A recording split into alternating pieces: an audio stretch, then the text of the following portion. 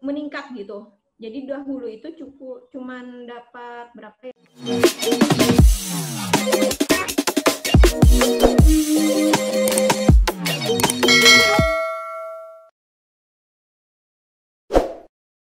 Inilah masa periode kepemimpinan Sayyidina Utsman bin Affan.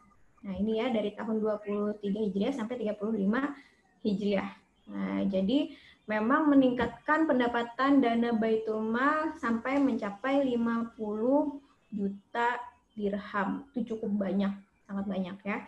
Nah, kemudian ini setelah kekhalifahan Sayyidina Utsman, kemudian berlanjut kepada Khalifah Sayyidina Ali bin Abi Thalib.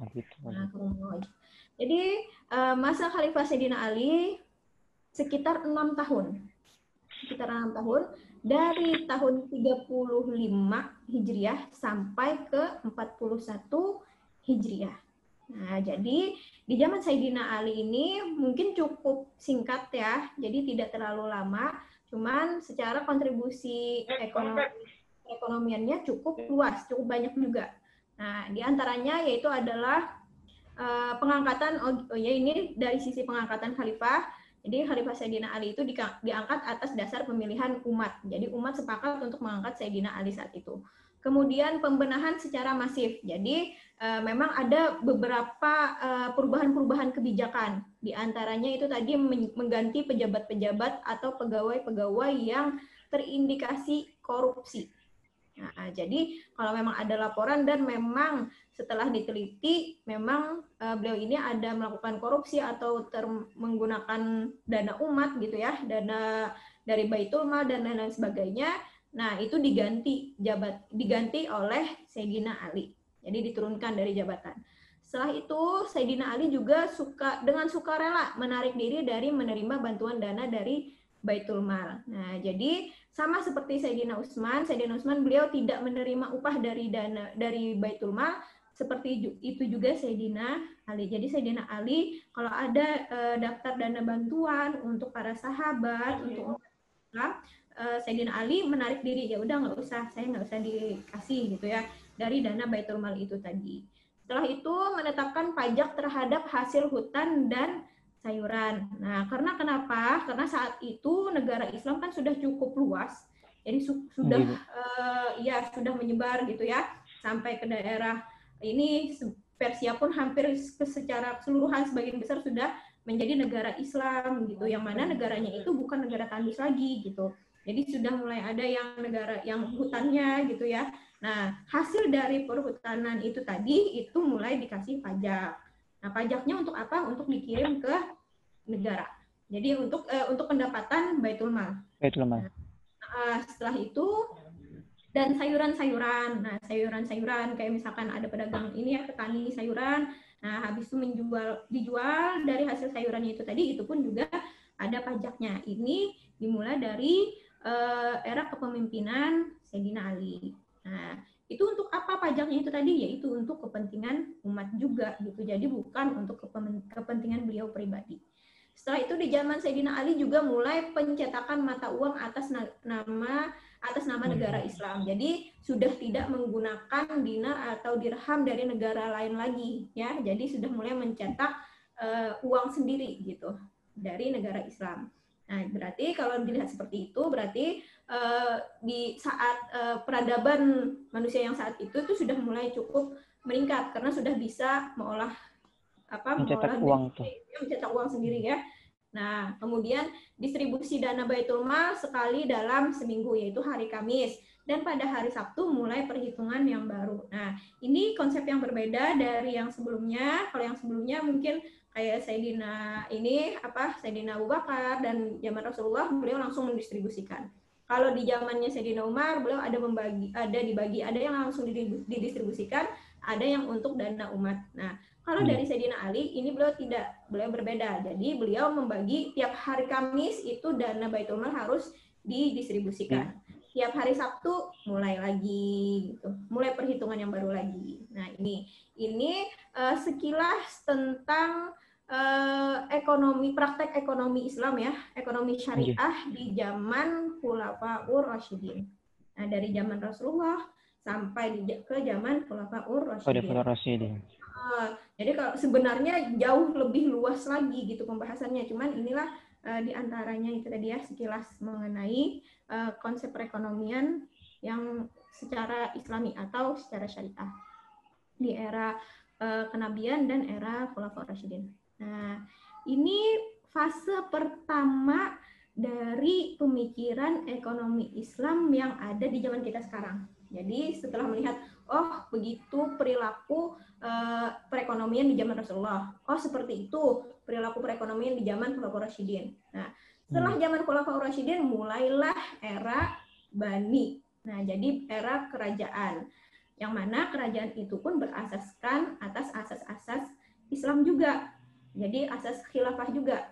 Nah, kalaupun secara prakteknya wallahu a'lam ya, tapi yang pasti pemegang kekhalifahan harus muslim saat itu, baik itu dari Bani Umayyah maupun Bani Abbasiyah. Jadi tidak pernah menjadi khalifah itu orang non muslim, tidak pernah gitu. Nah, ya, betul. Nah, jadi ini mulailah masuk fase pertama pemikiran ekonomi Islam. Fase pertama pemikiran ekonomi Islam itu terbagi dua, yaitu pertama era klasik dan era pertengahan. Era klasik itu dapat digolongkan dari era abad ke-1 sampai abad ke-5 Hijriah. Nah, makanya era Rasulullah, masa Rasulullah, masa Khulafaur Rasyidin, sampai yang setelah masa Khulafaur Rasyidin sampai abad ke-5 itu masuknya zaman-zaman klasik. Nah, jadi ulama masih ulama klasik gitu.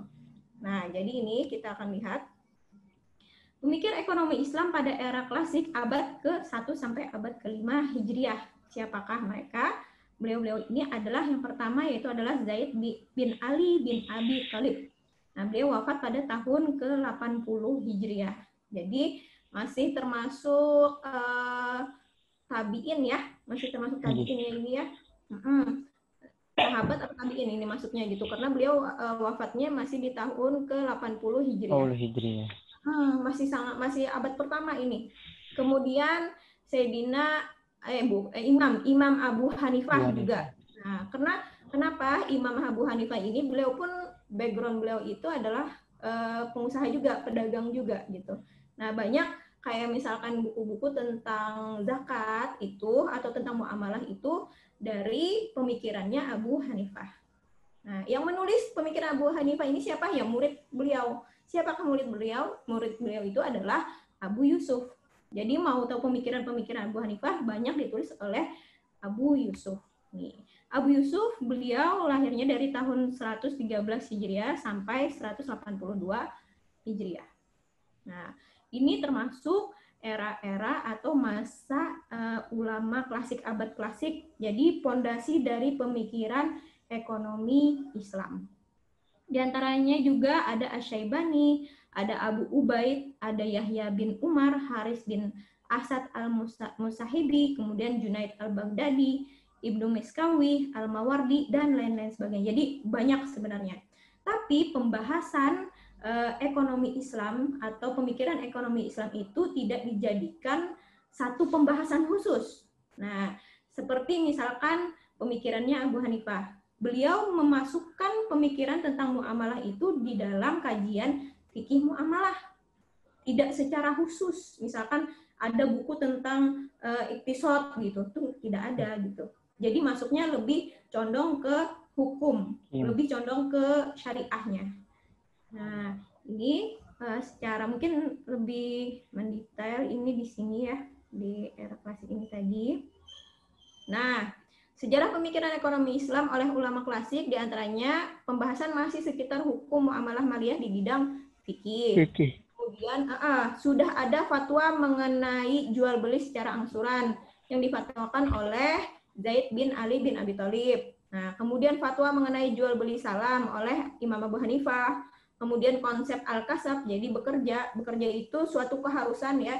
Jadi sebagai umat Islam bukan berarti kita itu menolak untuk bekerja dan harus beribadah di rumah saja apalagi beribadah di masjid saja, meninggalkan keluarga yang ada di rumah, tidak seperti itu gitu.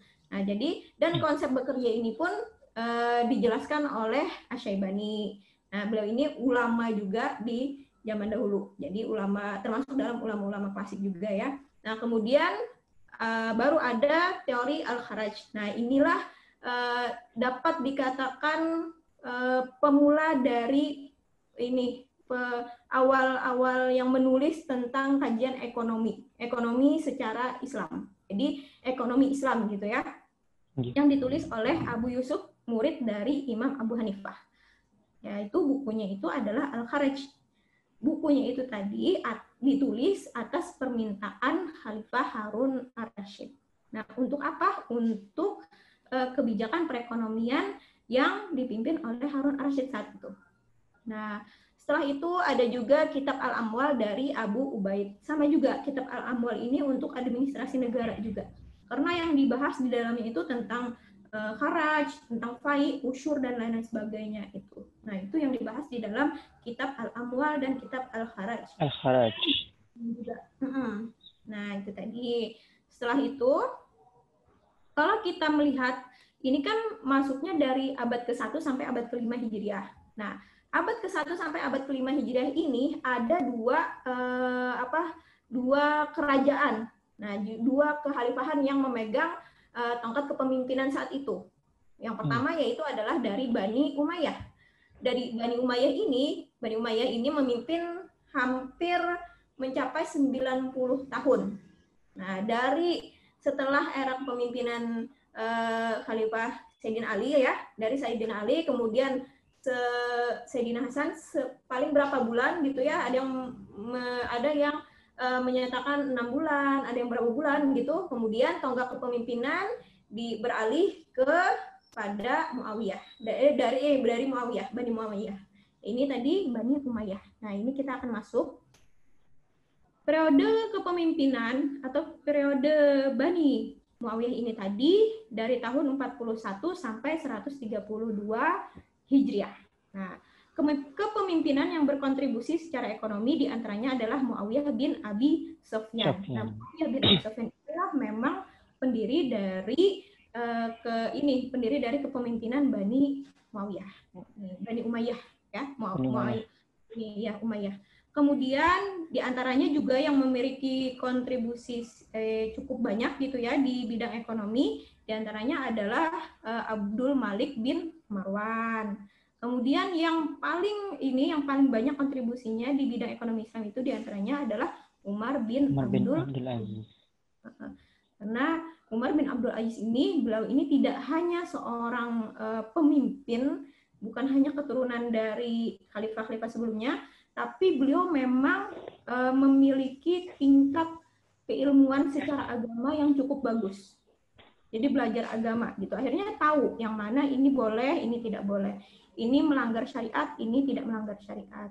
Nah, kita lihat ya, ininya kontribusi dari Bani Umayyah. Dari Muawiyah bin Abi Sufyan mendirikan kantor dinas pos dan berbagai fasilitas. Jadi mulai saat itu ada kantor pos, jadi sudah mulai dibangun. Kemudian menertibkan angkatan perang, itu juga sudah mulai tertib gitu ya. Kemudian mencetak mata uang. Nah, padahal kan sebelumnya di zaman Sayyidina Ali sudah ada pencetakan mata uang, cuman dicetak kembali di zaman Muawiyah bin Abi Sufyan. Setelah itu menerapkan kebijakan gaji bagi para prajurit. Kan biasanya prajurit itu tidak digaji secara periodik, misalkan per bulan atau berapa gitu ya, kan tidak seperti itu gitu. Jadi kalau ada peperangan, ada pendapatan di Baitul Mal, baru pendapatan itu yang dibagikan. Nah, kalau di zaman Muawiyah itu mulai ada kebijakan gaji. Jadi mau ada peperangan, mau ada tidak, tetap dapat gaji. Nah, itu. Setelah itu pengembangan birokrasi pajak, administrasi publik, dan lain-lain sebagainya. Jadi sudah mulai negaranya itu sudah mulai teratur gitu, sudah mulai ada kebijakan, mulai banyak kebijakan kayak pajak, administrasi publik, ada pembayaran, ini kantornya di sini. Jadi sudah mulai teratur. Ini di zamannya Muawiyah bin Abi Sufyan. Nah, setelah itu zamannya Abdul Malik. Abdul Malik bin Marwan. Marwan. Abdul Malik bin Marwan ini apa sih kontribusi beliau dalam ini pemikiran ekonomi Islam gitu ya? Nah, walaupun beliau bukan ekonom, bukan ahli ekonomi syariah, tapi beliau banyak ada beberapa lah kontribusi beliau ya terhadap ekonomi syariah. Di antaranya itu adalah pengedaran mata uang negara Islam dengan tulisan Bismillahirrahmanirrahim. Nah, jadi sudah mulai ada kembali lagi mencetak mata uang yang baru lagi dengan tulisan Bismillahirrahmanirrahim. Kemudian melarang menggunakan mata uang yang lain. Jadi nggak boleh ada mata uang misalkan mata uang yang lain ya, dinarnya itu dari dinarnya yang Eropa atau yang mana gitu tuh nggak boleh. Harus menggunakan dinar yang dicetak dari mereka atau dirham yang dari mereka. Nah, kemudian memberikan takzir. Takzir ini seperti hukuman bagi yang mencetak uang mandiri, bukan dari pemerintah. Jadi tidak diperbolehkan untuk mencetak uang sendiri, walaupun misalkan timbangannya itu sama. Kan misalkan kayak dinar itu kan dari emas. Nah, ini timbangan 1 dinar itu berapa miskal, misalnya berapa emasnya. Walaupun sama, tapi tidak boleh dari pemerintahnya. Jadi harus memang diatur oleh pemerintah. Ibaratnya kayak kita sekarang itu kan yang boleh mencetak uang itu adalah dari BI. Nah, nggak boleh kalau misalnya ada pribadi, itu jadinya uang palsu. Uang palsu. Kemudian dari zamannya Abdul Malik bin Marwan itu tadi menjadikan bahasa Arab bahasa resmi nasional. Jadi mau itu dari orang Turki, orang Eropa, orang manapun harus belajar bahasa Arab dan menjadi bahasa resmi.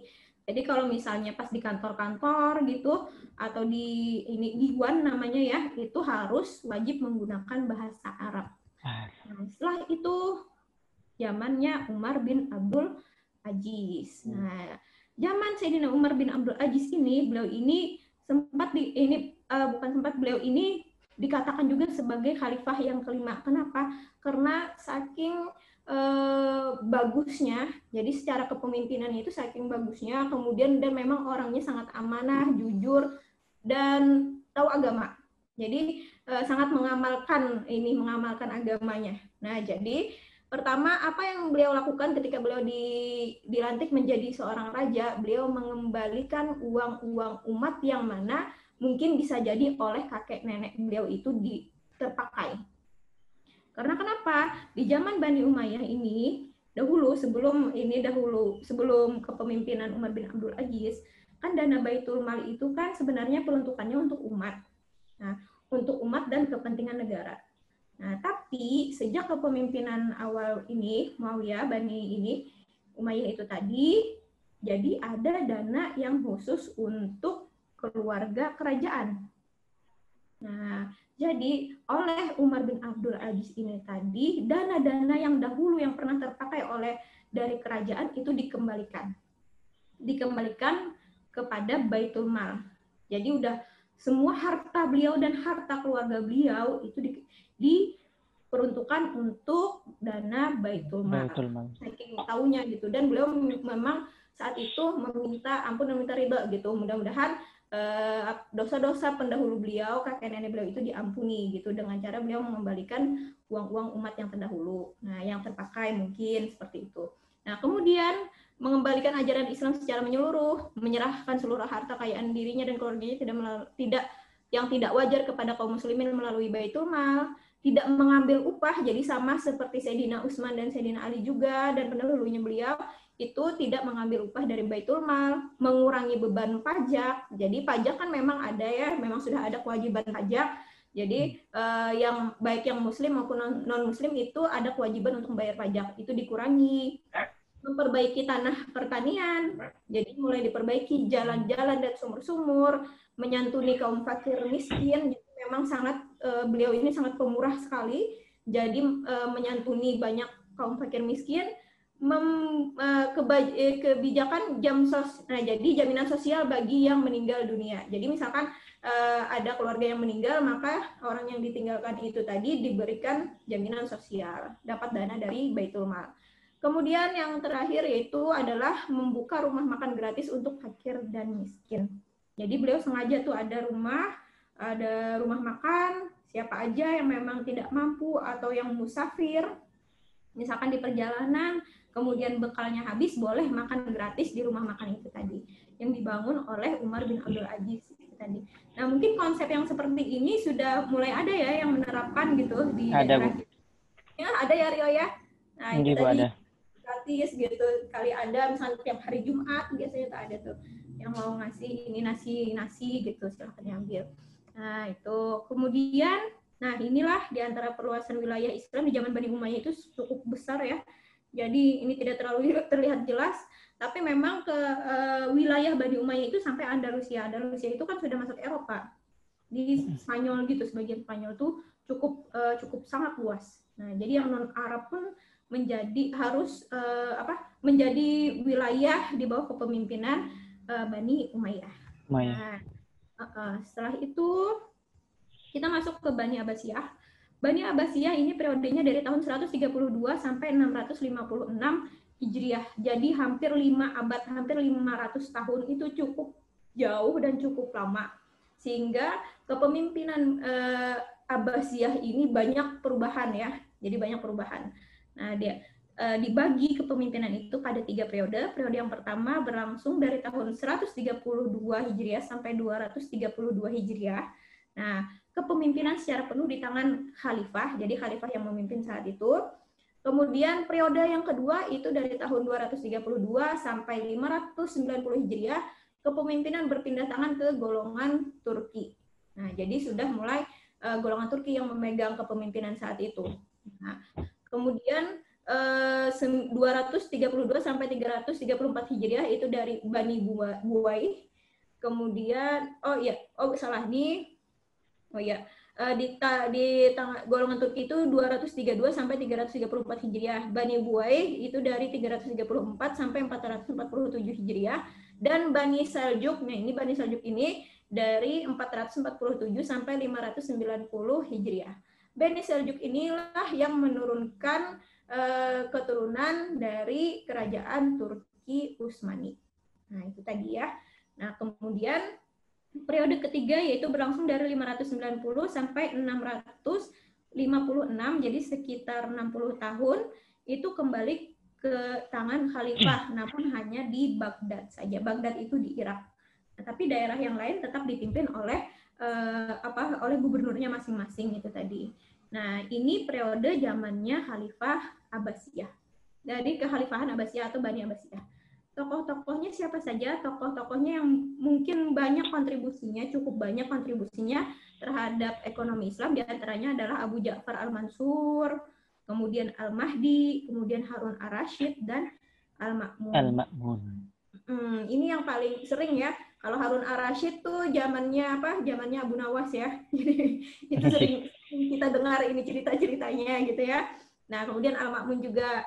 Nah, kita lihat ini Abu Ja'far Al-Mansur. Abu Ja'far Al-Mansur ini apa sih kontribusi beliau dalam pertumbuhan perekonomian Islam? Di antaranya itu adalah meletakkan dasar-dasar pemerintahan Daulah Abbasiyah sehingga mempermudah khalifah sesudahnya. Jadi dasar-dasar peraturan kayak kebijakan-kebijakan itu baik itu dari administrasi, perekonomian ataupun misalkan pajak dan lain sebagainya itu sudah mulai diletakkan fondasi dasar hukumnya itu tadi.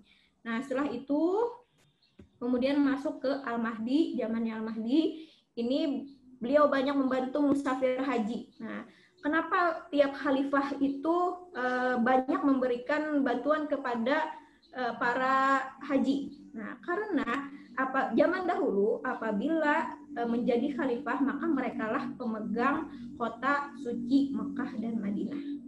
Nah, makanya jadi ketika Al-Mahdi menjadi raja saat itu atau menjadi khalifah saat itu, beliau banyak membantu musafir haji. Memang suatu kewajiban beliau juga gitu. Nah, kemudian pembuatan kolam-kolam air, setelah itu mengembalikan harta rakyat, kemudian peningkatan sektor pertanian, irigasi, pertambangan, dan menjadikan kota Basrah menjadi pelabuhan utama pada saat itu. Nah, ini setelah itu ini kita langsung masuk ke Harun Ar-Rasyid. Nah, karena Harun Ar-Rasyid ini adalah puncak kepemimpinan Bani Abbasiyah. Nah, jadi saat itu memang masa gemilangnya Bani Abbasiyah. Yang pertama yaitu diversifikasi pendapatan negara. Jadi pendapatan negara itu tidak hanya dibagikan untuk umat, untuk misalkan kayak zakat gitu ya, itu untuk umat gitu. Tapi ada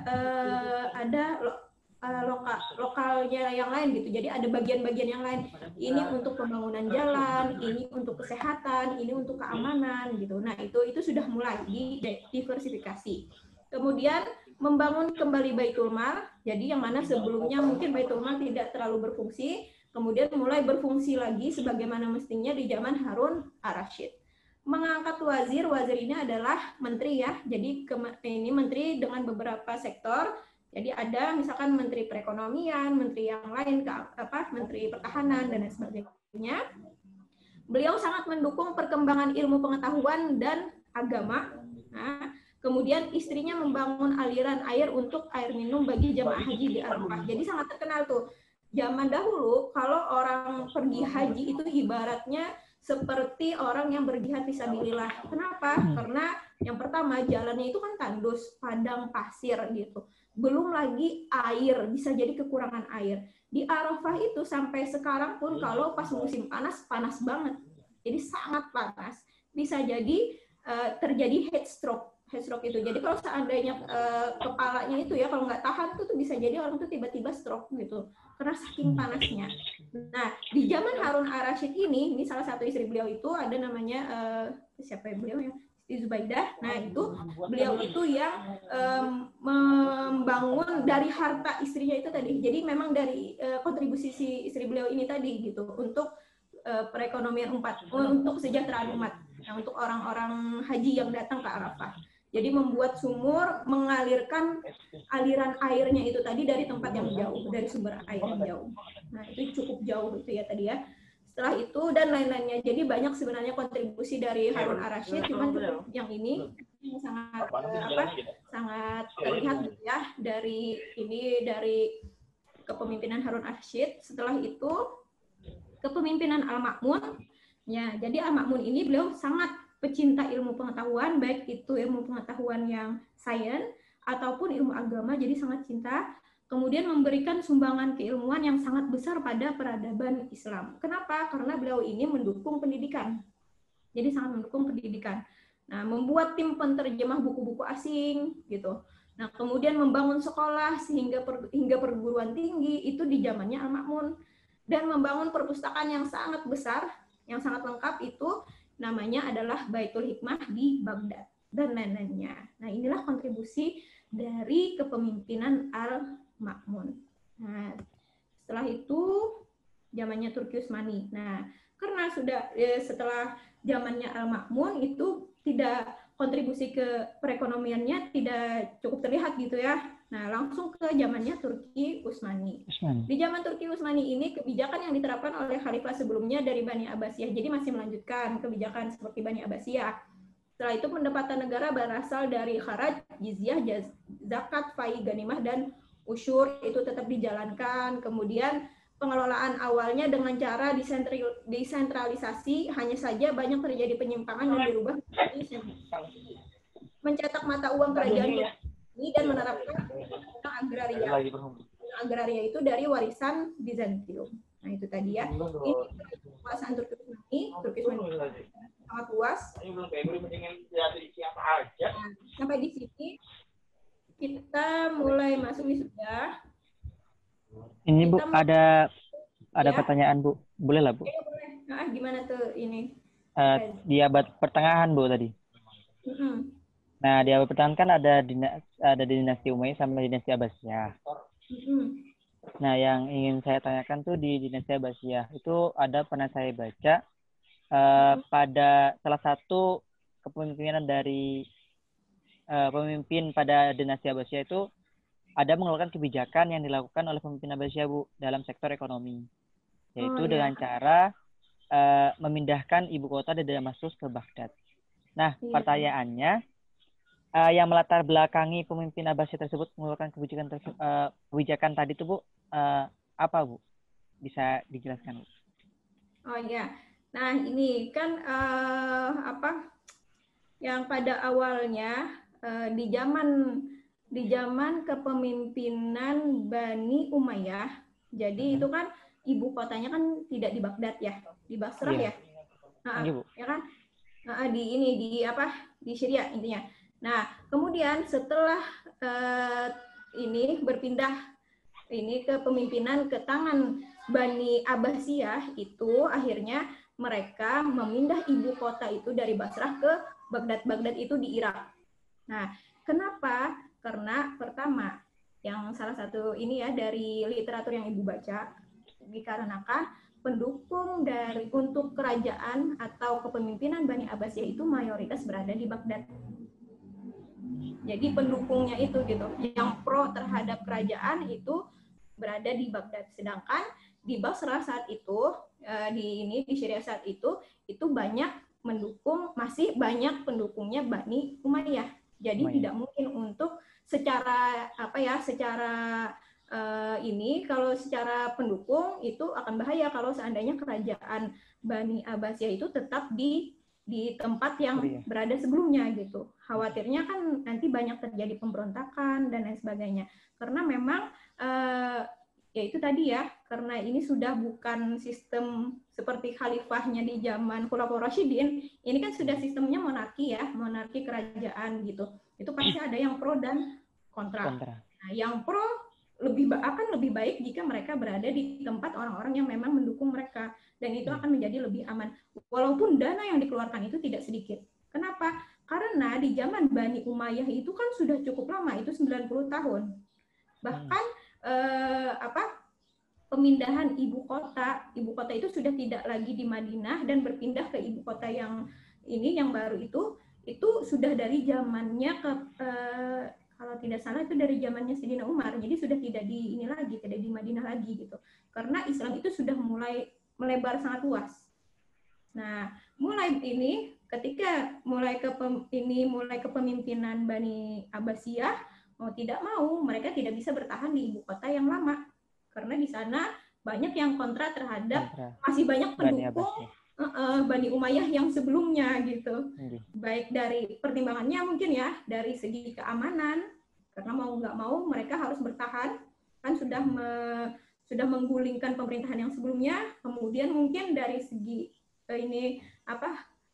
kebijakan juga mungkin akan lebih diterapkan kalau misalnya itu di tempat orang-orang yang memang pro ke mereka. Jadi itu sih sekilas yang pernah Ibu baca ya, kenapa sampai ibu kota itu dipindahkan gitu dari ibu kota yang sebelumnya sampai ke Baghdad itu tadi. Nah, itu ya Rio ya. Terima kasih, Bu. Ya, sama-sama. Nah, Ibu lanjutkan pemikir ekonomi Islam era pertengahan abad ke-5 sampai abad ke-11. Ini ya, 11 Hijriah. Nah, ini abad ke-5 atau abad 11 Masehi. Ya, jadi setara dengan 11 Masehi, 1100 Masehi. Nah, itu diantaranya itu adalah Imam Ghazali dan Imam Adi Ibnu Taimiyah. Jadi, pemikiran Ibnu Taimiyah ini cukup banyak juga menjadi rujukan beberapa pengajar atau pengamat dari ekonomi syariah gitu ya. Ada beberapanya juga. Kemudian ada Imam Asy-Syatibi. Nah, ini juga beliau ini dapat dikatakan sebagai bapaknya dari Maqasid Asy-Syariah.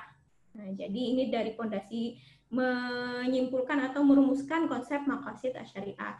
Setelah itu ada Ibnu Khaldun dan ada Makrizi dan lain-lainnya. Jadi sangat banyak sebenarnya, cuman 5 tokoh ini yang Ibu masukkan di sini, dan 2 orang yang Ibu mungkin akan jelaskan kontribusinya secara pemikiran ekonomi Islam, diantaranya yaitu adalah Imam Al-Ghazali. Nah, Imam Al-Ghazali ini nama beliau yaitu adalah Abu Hamid Muhammad bin Ahmad At-Tusi.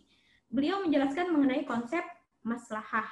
Nah, jadi menurut beliau itu segala sesuatu itu untuk mencapai kemaslahatan. Jadi misalkan kita bermuamalah gitu, kita membeli barang atau kita bekerja untuk apa sih? Untuk mencapai maslahah. Maslahah itu apa sih konsep maslahah? Nah, kemaslahatan itu bukan hanya maslahah secara materi, tapi secara dunia dan akhirat. Itulah yang dimaksud dengan maslahah. Nah, kemudian konsep evolusi pasar. Evolusi pasar juga beliau jelaskan di dalam kitab-kitab beliau. Nah, kemudian ada evolusi uang juga. Jadi perkembangan uang dari zamannya dahulu gitu, dari tidak menggunakan dari uang yang logam sampai fulus, itu tuh juga dijelaskan. Kemudian menjelaskan mengenai riba dan pertukaran uang. Nah, jadi sudah ada money changer ya zaman dahulu, itu juga dijelaskan. Kemudian tentang penimbunan dan uang palsu. Nah, penimbunan itu ihtikar ya dalam bahasa Arabnya. Jadi praktek ihtikar ini sebenarnya sudah pernah terjadi di zaman dahulu. Dan ini menjadi permasalahan yang cukup klasik gitu. Bahkan sampai sekarang pun ihtikar ini sangat berpotensi menimbulkan krisis ya. Jadi berpotensi menimbulkan krisis ekonomi, inflasi itu tadi, inflasi. Nah, kemudian uang palsu itu juga itu sangat merugikan perekonomian negara.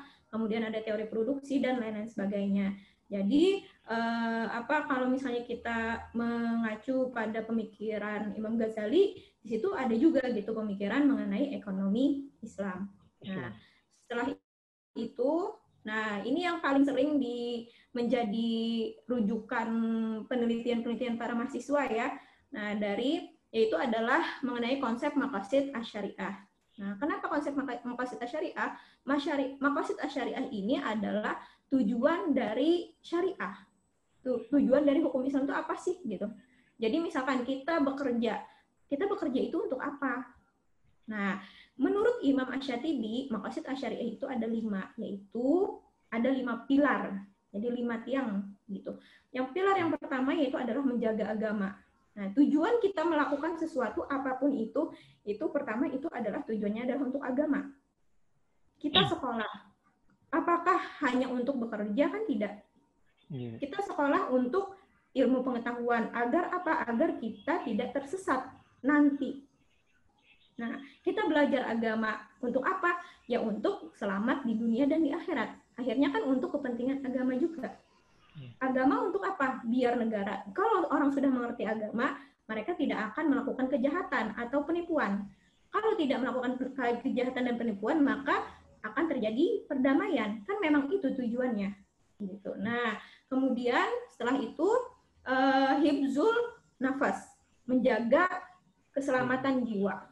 Nah, itu sangat penting bagi sangat penting dalam Islam. Nah, makanya itu dimasukkan pilar yang kedua, yaitu menjaga keselamatan jiwa. Jadi kita nggak boleh dengan sengaja melukai diri kita sendiri, itu tidak boleh. Nah, setelah itu kemudian hifzul akal, menjaga kesehatan akal. Yang keempat yaitu adalah menjaga harta, hifzul mal. Yang terakhir yaitu adalah menjaga keturunan atau menjaga hifzun nasal. Menurut ulama kontemporer itu disebut juga dengan menjaga kemaslahatan umat. Nah, jadi apapun menjaga keselamatan umat itu sangat didahulukan. Nah, ini konsep yang diasumkan atau yang dirumuskan oleh Imam Asy-Syatibi. Itu adalah maqasid asy-syariah. Nah, itu ya. Itu sekilas mengenai pemikiran ekonomi Islam di era pertengahan atau abad ke-5 Hijriah atau 11 Masehi. Nah, 1100-an. Nah, setelah itu kita akan masuk ke fase ketiga, yaitu fase modern. Di mana fase modern ini kita langsung ke kontemporer aja ya. Nah, ini kan ini ya Turki Utsmani. Nah, langsung ke kontemporer. Pemikiran ekonomi Islam kontemporer itu mulai abad ke-20. Di situ ada 3, menurut para pengamat ekonomi Islam dibagi menjadi 3 aliran. Aliran yang pertama yaitu aliran iktisad, yang kedua yaitu aliran mainstream, dan yang ketiga yaitu adalah alternatif kritis. Nah, ini ini adalah aliran Bakir Sadar. Buku utamanya karangan dari Bakir Sadar itu sendiri, yaitu Iqtisaduna. Konsep pemikiran ekonomi Islam menurut aliran ini bahwasanya permasalahan ekonomi yang terjadi bukan diakibatkan oleh sumber daya yang terbatas, namun permasalahan akibat eksploitasi dan lain-lain sebagainya. Tokoh pendirinya diantaranya adalah Abbas Mirakhor, Bakar Al-Hassani, dan lain-lainnya. Nah, dan kawan-kawannya. Setelah itu ada alternatif kritis ini nanti, mainstream. Nah, ini mainstream. Menurut mereka, bahwasanya permasalahan ekonomi itu terjadi akibat sumber daya yang memang terbatas. Sehingga dalam menyelesaikan permasalahan tersebut, itulah kita wajib mengacu pada Al-Quran dan Sunnah.